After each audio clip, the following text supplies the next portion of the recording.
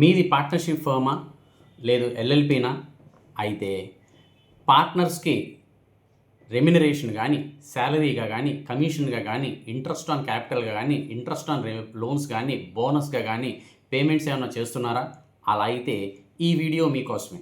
ఈ వీడియో ఎవరెవరు చూడాలంటే పార్ట్నర్షిప్ ఫర్మ్స్, ఎల్ఎల్పీస్, అందులో ఉన్న accountants or private accountants, chartered accountants, tax practitioners అందరికీ కూడా ఇది బాగా ఉపయోగపడే వీడియో.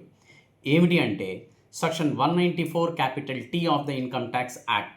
ఇది కొత్తగా వచ్చిన సెక్షన్ 1 ఏప్రిల్ 2025 నుంచి అమల్లోకి వచ్చింది.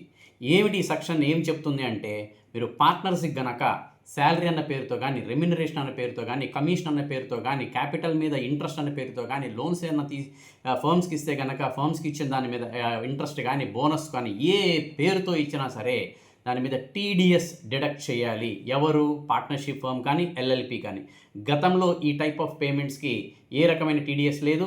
ఏప్రిల్ 1, 2025 నుంచి ఇది అమల్లోకి వచ్చింది. అంటే కరెంట్ ఫైనాన్షియల్ ఇయర్ 25-26కి, అంటే మనం మార్చి తర్వాత ఫైల్ చేసి ఇన్కమ్ ట్యాక్స్ రిటర్న్స్కి ఇది బాగా అప్లై అవుతుంది. ఎంత టీడీఎస్ చేయాలండి? 10% చేయాలి. దేని మీద?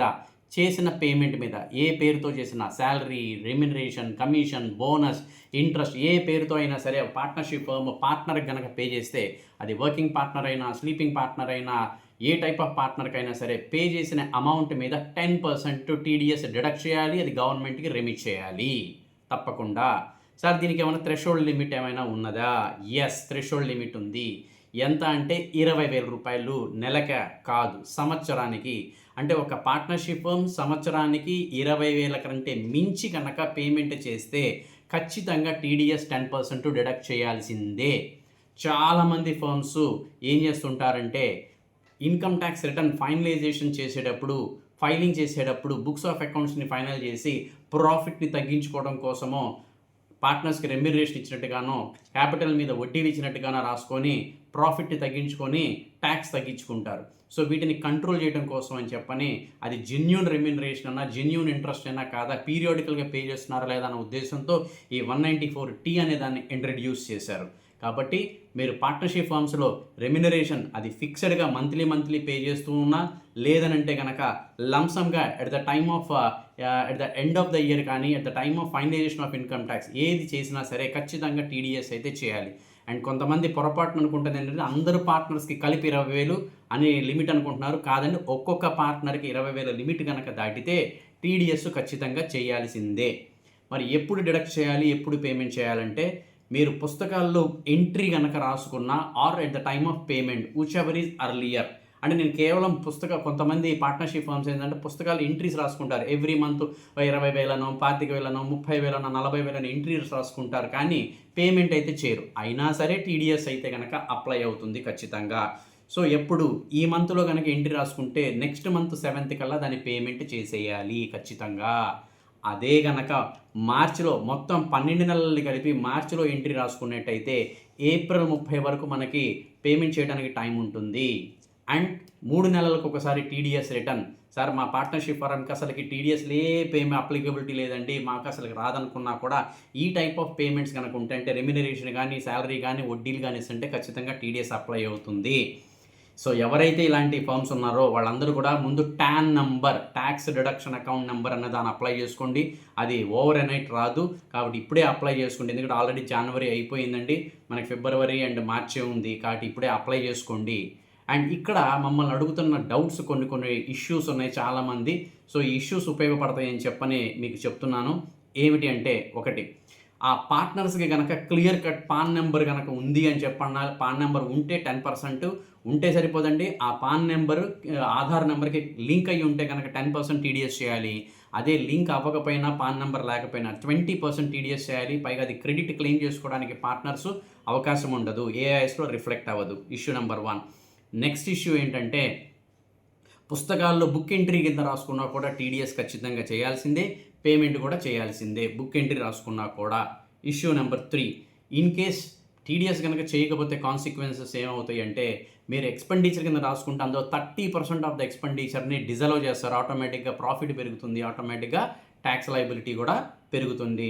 అండ్ ఇదే కాకుండా లేట్ ఫీజులు, పెనాల్టీసు, కాన్సిక్వెన్సెస్, ప్రాసిక్యూషన్స్ వరకు కూడా వెళ్ళడానికి ఛాన్సెస్ ఉన్నాయి.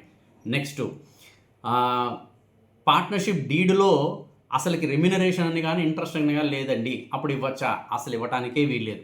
పార్ట్నర్షిప్ డీడ్లో మీకు రెమ్యునరేషన్ పే చేసే ప్రొవిజన్ ఉండాలి, ఇంట్రెస్ట్ ఆన్ క్యాపిటల్ పే చేసే ప్రొవిజన్ ఉండాలి, అండ్ వీటికి subject to 40 cap small B of the income tax whichever is lower ప్రకారంగా ఇస్తారు. కాబట్టి ఒకవేళ డీడ్లో క్లాజెస్ లేకపోతే ఆ డీడ్లో అమెండ్ చేసుకొని ప్రొవిజన్స్ పెట్టుకోండి ఖచ్చితంగా.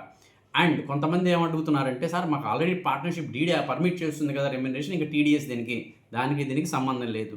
డీడ్లో మెన్షన్ చేసున్నా కూడా ఖచ్చితంగా టీడీఎస్లు చేయాల్సిందే, టీడీఎస్ పేమెంట్స్ చేయాల్సిందే.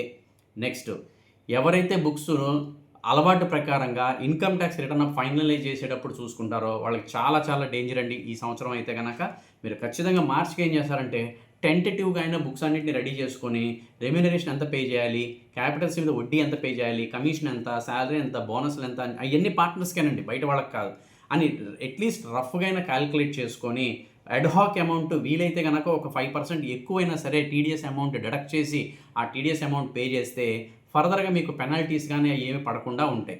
ఒకవేళ ఎక్కువగా కట్టారనుకోండి, ఏమవుతుంది, పార్ట్నర్ దాన్ని ఇన్కమ్గా టీడీఎస్ రిఫండ్ క్లెయిమ్ చేసుకోవడానికి అవకాశం అయితే కనుక ఉంటుంది.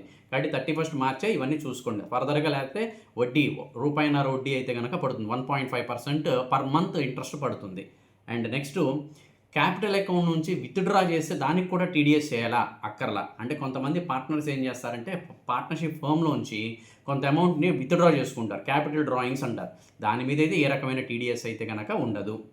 దెన్ సో ఈ ఇంపార్టెంట్ ప్రొవిజన్స్ పార్ట్నర్షిప్ ఫర్మ్స్కి, ఎల్ఎల్పీస్కి అప్లై అవుతాయి. ఇవి కనుక మీరు గమనించుకోకపోతే టాన్ నెంబర్ లేకపోయినా ఇబ్బంది పడతారు, అండ్ టీడీఎస్ రిడక్ట్ చేయకపోయినా ఇబ్బంది పడతారు. ఈ చేంజెస్ అన్నీ కరెంట్ ఇయర్లో వచ్చినాయి. చాలామంది మర్చిపోతున్నారు, మాకు రెగ్యులర్గా కాల్స్ వస్తూ ఉన్నాయి.